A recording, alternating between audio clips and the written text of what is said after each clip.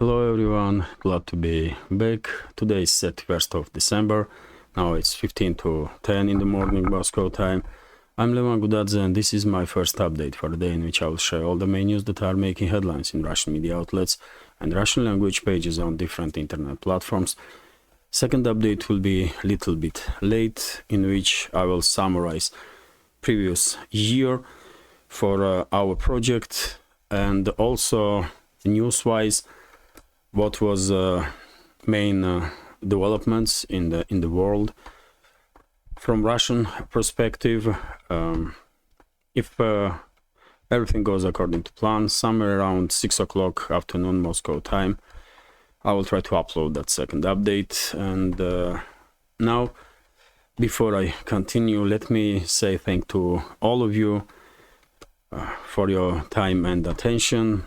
And in case you would not be able to watch second update, or I would not be able to upload that second update, let me congratulate all of you with the new year and wish you happiness, success, all the best in 2024.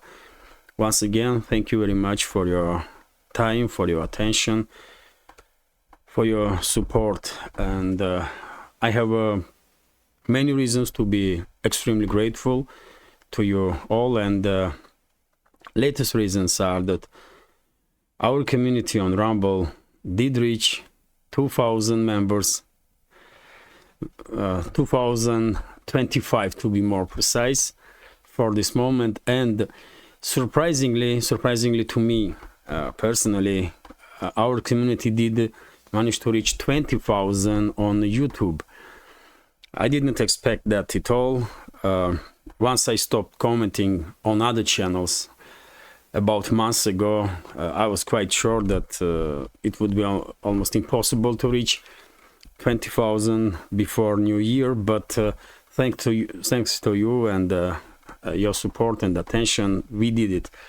We did manage to reach 20,000, so thank you very much. That's been said. Let's talk about news now. And well, when it comes to news, unfortunately, there is too many tragic and horrible news worldwide. And first news from RIA Novosti is about yesterday's attack by Ukrainian armed forces on Russian city Belgorod, borderline city.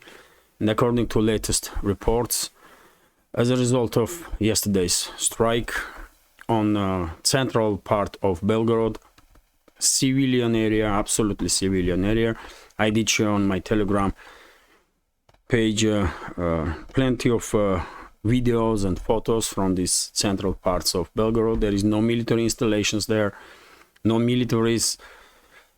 But unfortunately, Kyiv regime did make decision to target civilians intentionally, which is of course war crime. And as a result of the strike, 22 civilians were killed. This is latest information. Among them, several children, and more than 100 civilians are wounded. Russian high-ranking officials, of course, did make statements about it, and in the United Nations were talks about this incident. Russia demanded Security Council's meeting, and well, let's go through the news one by one. Lavrov, Foreign Minister of Russian Federation, did comment, of course, on this deliberate strike on civilians by Kyiv regime, and said that retaliation is inevitable, and all the criminals in Kyiv regime will pay the price for the crimes. Strong words, but some Russian officials went even far. For example, governor of Kherson region, Vladimir Saldo, did made a statement that Kyiv regime has to be eliminated, including leadership of Kyiv regime, and Well, this is, if I'm not mistaken, first time when high-ranking Russian officials are making statements of this kind, which may be indicator that in coming days, Moscow may change its attitude towards Kiev regime and declare it a terrorist regime officially. And in that case, of course, leadership of that terrorist organization, which is definitely our current Kiev regime, will become a legit target for Russian secret services and Russian military. So things may change for Zelensky and his criminal and terrorist associates very rapidly, very fast. In UN, as I said, there was a meeting of Security Council on topic of yesterday's strikes of Kiev regime on Belgorod, and Russian representative Nebezhny, also Vasily Nebezhny, also made very strong statements. And first of all, Nebezhny noticed that he is kind of surprised that head of UN is quiet and says nothing about this war crime that was committed Kiev regime. And after all, we should always keep in mind that unfortunately during the military conflicts, especially high-intensity military conflicts, collateral damage is almost inevitable. Unfortunately, military equipment is not perfect, and some missiles or some other weapons may malfunction and cause casualties among civilians. Although in case of special military operation, we can clearly see that Russian side is trying to minimize casualties among civilians as much as possible. But yesterday, Kiev regime clearly, deliberately targeted civilians. There is no military installations in Belgorod, in central part of Belgorod. No military bases, no nothing of this kind. So it was a pure war crime, and Nebezhny highlighted during his speech in UN that it's unacceptable that head of UN said nothing. Eventually, there was statements made in UN condemning actions of Kiev regime, but I have to support the statement of Nebezhny. This so-called head of UN is definitely incompetent individual and have to be removed. I don't know procedural stuff in this regards, but I mean, he is a pure puppet. He is a puppet of Washington and has to be removed from UN. It's a shame of humanity, that individual. He did not say single word yesterday about this war crime that was committed by Kiev regime and this terrorist attack on civilians. Also, Nebezhny did blame collective West for this terrorist attack of Kiev regime, and he said that West is complicit in Ukraine's deadly strike on complicit in Ukraine's deadly strike on Belgorod. The US and Britain have helped Ukraine carry out deadly strikes on the Russian border city of Belgorod. Moscow's envoy to UN, Vasily Nebezhny, told the Security Council on Saturday. Russia requested the urgent Security Council meeting after Ukrainian forces shelled Belgorod earlier that day, killing at least 22 people and injuring more than 100. In his speech, Nebezhny described the shelling as a premeditated act of terrorism against civilians, arguing that Kiev's Western supporters share the responsibility for death. The West is complicit in the crimes committed by the gang in Kiev. The diplomat said, "We know that British and American consultants were directly involved in the organization of this terrorist act." Very strong statements, and yet again, things are moving in a direction that, Moscow, Kremlin may end up in situation when they will have no space for maneuver, and they will be forced to really escalate to respond to this new level of threats, because we can clearly see that Kyiv regime, with support of Washington and London, Brussels, I will add, are directed now to kill as many civilians in Russia, as many Russians as possible. They cannot do nothing on the battlefield. Those cowards and terrorists and mass murderers, and they are killing civilians in mass. And unfortunately, Western ruling class will say nothing and do nothing about it, because they all are Russophobes, they all are mass murderers, and they would not stop Kyiv regime. So Moscow definitely is already, I guess, in a situation when some very serious steps have to be made to make sure that this terrorist regime in Kyiv neutralized as fast as possible. And hopefully, I hope Kyiv regime will be declared as a terrorist regime as soon as possible, so that Russian secret services and militaries will have a legal basement to neutralize leadership of that terrorist enterprise that modern Ukraine has become. RIA Novosti is reporting that head of representative of Russian Foreign Ministry, Maria Zakharova, commented on statements of head of Zelensky's office, who basically, in one of his latest interviews, said that Kyiv regime will not conduct any negotiations with Moscow. Kyiv will just lay down its ultimatum to Moscow, and Moscow will be forced to agree on Kyiv's terms. Well, once again, extremely delusional individuals from terrorists, basically. Extremely delusional terrorists from Kyiv regime are making extremely crazy statements, and well, Zakharova did respond to it,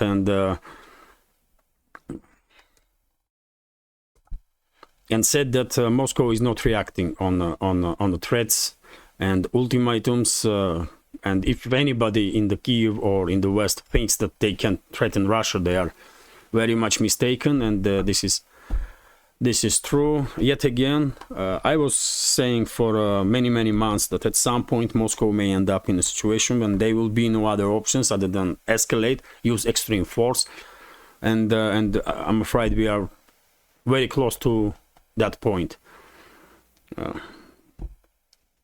I see no chance that Washington and London will realize risks that they are generating, and therefore probably at some point in near future, Moscow will begin talking with the force with the Western ruling class, because there is nothing to talk about with the terrorist regime in Kyiv. Moscow will talk with the language of force with the Western ruling class. That's how it's supposed to be done, and that's how it will be done in fairly short time. RT is reporting that, well, as I just said, there is no way London or leadership of UK and US, or let's say ruling class in the West, will change its behavior. This information only confirms that UK is to send the fresh missile shipments to Ukraine. Well, not surprisingly, London continues to further escalate, and that this will not stop until Russia will force all its enemies to act differently. And let's talk about some other topics. Also, Middle East. Well, Netanyahu did make the statement. Prime Minister of Israel did make the statement that Israel must have a full control over the Gaza-Egypt border. Yet again, unfortunately, there is no signs of possible de-escalation in between Israel and Palestine, and we do have all the indicators to think at least that's how I read big picture, that Netanyahu and his associates are planning to force Palestinians out of Gaza Strip and then reintegrate this territory into Israel. Yesterday I did report that according to sources of TASS news agency, on the first stage Israel is planned to force out of Israel 100,000 civilians into Egypt, and after that, if world will do and say nothing, probably next stages will be carried out, and eventually vast majority of civilians from Palestine will be forced out of Gaza. Unfortunately, world didn't demonstrate its ability to influence situation in the Middle East in a positive way, and well, I'm afraid this will not change anytime soon. Also, TASS news agency is reporting that Maersk container ship was hit in the Red Sea, on the southern part of Red Sea.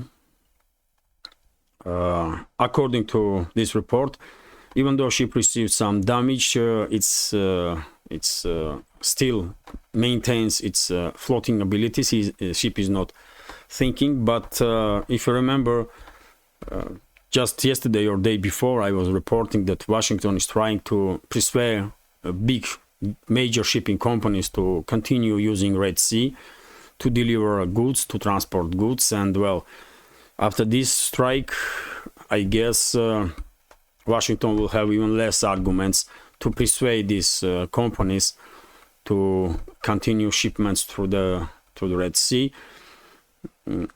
I was thinking that maybe Houthis will de-escalate and will not continue strikes on the ships in the Red Sea, ships that are, in their opinion, connected with Israel or are moving towards Israel or from Israel, but yet again we have a report that Maersk container ship was targeted, and also US on a distress call from this Hangzhou ship, which was hit. Two US warships moved towards area, Gravely and Laboon, and while approaching this area, these ships managed to shut down according to reports, two other missiles that were launched by Houthi militias from Yemen. Well, things are escalating in Red Sea, and unfortunately, as long as Palestinian crisis continues, looks like Red Sea will stay dangerous area for shipping. Also, TASS news agency is reporting that two US bases were targeted by Shiite militia forces in Syria. No reports about casualties. But yet again, as long as this conflict between Israel and Palestine continues, U.S. bases in the Middle East definitely are targets for militia groups, at least. Let's continue. RT is reporting that US is pushing G7 countries to confiscate Russian assets, according to Financial Times. No surprises, really, because you know my take on this topic of frozen Russian assets. I'm quite sure one way or another, Western ruling class will steal these assets. They will steal it. I mean, they cannot help themselves. That's what they are. That's how, that's where their wealth is coming from. Generational wealth, I will say. True rulers of the Western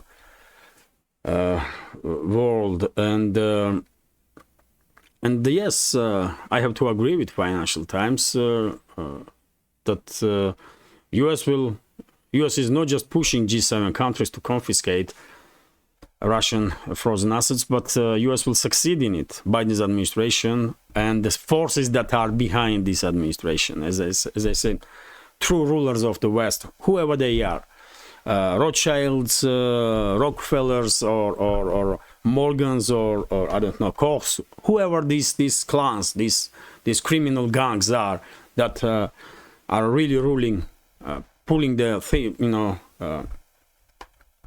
how you say it, pulling the plugs, or who really makes decisions. I mean, they are not stopping, man. 300 billion is plenty of money, assets, and they will steal it. That's what they are. They are thieves. Western elites, they are thieves, man. They are criminals, generational criminals, and mass murderers. And sooner Western societies will realize what kind of degenerate individuals are running things in their countries, better for them and for the rest of the world. Because once your enemy is acknowledged, then once you realize who is your enemy, then you may act on it. So sooner Western societies will realize that their own elites are their enemies, better for everybody, really. And yesterday I did report that Moscow is ready for such a development, and as soon as these Western governments began stealing Russian assets, Russia will confiscate assets of Western states, Western companies in Russia. In response, Russia will not do this first, but Russia will retaliate, and a statement about it was made by Peskov, for example, just the day before. RT is also reporting that China is to become the world's largest automobile exporter,